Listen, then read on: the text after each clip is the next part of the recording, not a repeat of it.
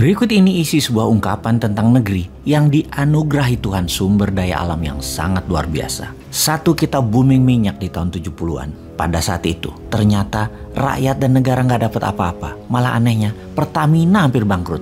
Pertanyaan berikutnya, kemana duitnya? Berikutnya adalah di tahun 80-an, kita booming kayu. Yang kemudian hutan Sumatera dan Kalimantan dibabat habis, dijual oleh oligarki rakus. Rakyat dan negara juga nggak dapat apa-apa. Pertanyaan berikutnya, pada kemana sesungguhnya duitnya? Yang ada hanya lingkungan hancur. Dan kalau hujan sedikit aja, langsung banjir, tanah longsor. Berikutnya adalah di tahun 2000-an. Kita booming lagi, mineral, batu bara, dan lain sebagainya. Negara dan rakyat juga nggak dapat duit apa-apa. Kecuali lingkungan jadi hancur di semua daerah. Dan yang lebih nggak masuk akal lagi, 95% eksportirnya tidak punya NPWP alias tidak bayar pajak. Sungguh, sebetulnya Tuhan itu sudah kasih kita beberapa kali kesempatan atau rezeki besar. Tapi kita nggak becus mengelolanya. Hanya segelintir manusia yang dekat dengan kekuasaan serta penguasa saja yang mendapat manfaatnya. Fakta data yang lain lagi kita jelaskan. Dari tahun 2000 hingga sekarang tahun 2022, GDP per kapita naik 250%, yaitu kontribusi zaman Pak SBY itu naiknya 215%.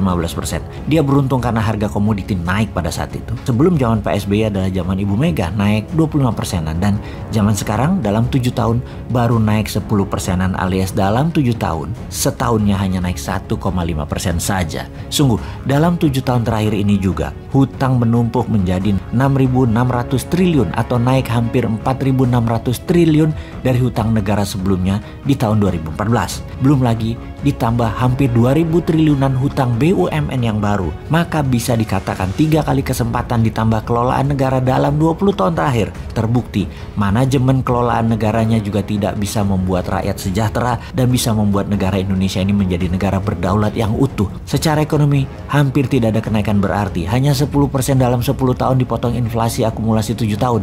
Ya minus lah negara Indonesia ini. Semua ini karena apa? Karena sistem bernegaranya kah? Karena sistem politiknya kah? Atau individu pemimpinnya? Atau orang-orang di sekelilingnya yang tidak mampu? Banyak memang sudah dilakukan, infrastruktur benar dibangun.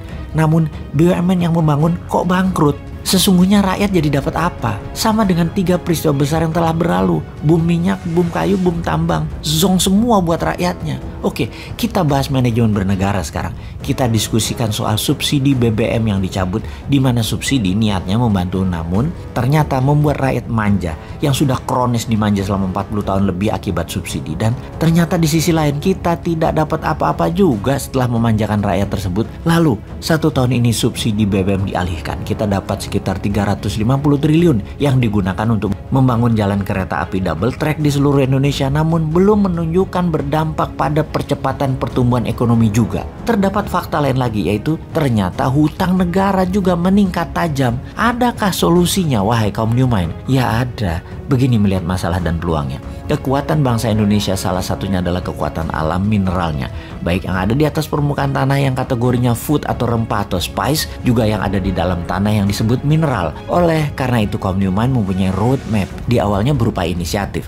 Namanya Spice and Metal Roads Inisiatif. Spice Road akan membuat Indonesia menjadi food country pengendali pangan dunia, dan Mineral Road akan membuat Indonesia menjadi pengendali mineral. Jadi 99,9% fine metal atas seluruh mineral yang ada di tabel periodik dalam kategori noble metal, PGM atau precious group metal, dan juga metal tanah jarang. Spice Road ada lahan di permukaan tanah dan ada yang di laut. Kita bicara laut dulu. Kita akan berantas illegal fishing. Kapal-kapal nelayan asing terutama Tiongkok akan ditenggelamkan dengan cara keras. Seperti zaman Bu Susi dulu yang ternyata membuat nggak nyaman banyak pejabat pro Tiongkok. Dan Bu Susi keluar dari kabinet karena mengganggu income pejabat pro Tiongkok. Kita akan hajar lebih sadis dari Bu Susi ke depannya. Kalau perlu Bu Susi lagi pelaksanaannya dan ditambah power lebih besar lagi dia. Apa yang terjadi kemudian?